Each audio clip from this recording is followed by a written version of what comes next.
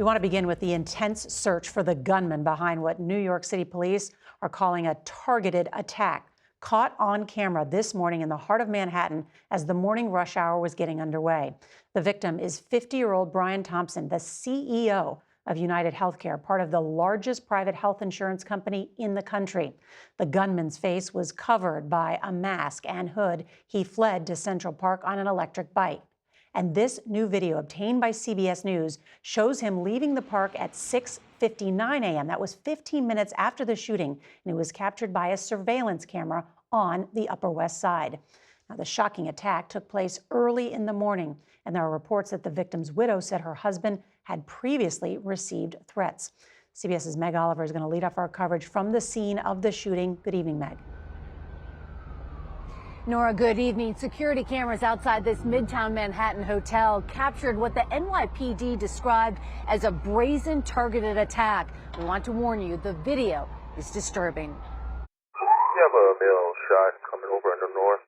Just after 6:45 a.m., surveillance video captured a man wearing a mask and carrying a gun with a silencer, approaching UnitedHealthcare CEO Brian Thompson from behind and shooting him in the back and calf.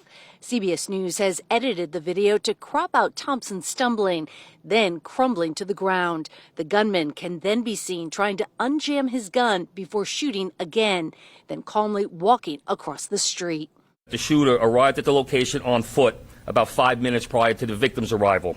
Officials say Thompson was alone and did not have a security team with him. He was rushed to the closest hospital, where he was later pronounced dead less than a half hour later.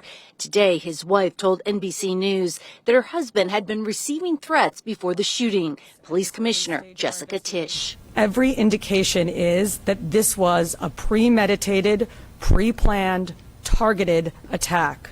Police released these images of the suspect, who they say took off on foot down an alleyway, then fled on a bike. We're still tracking video. The last we see with him on that bike is in Central Park.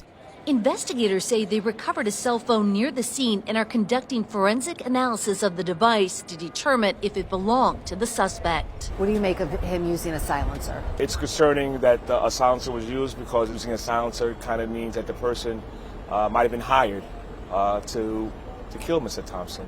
Thompson had been with UnitedHealth Group for 2 decades and was made CEO of UnitedHealthcare in 2021. The company issued a statement saying it is deeply saddened and shocked at the passing of our dear friend.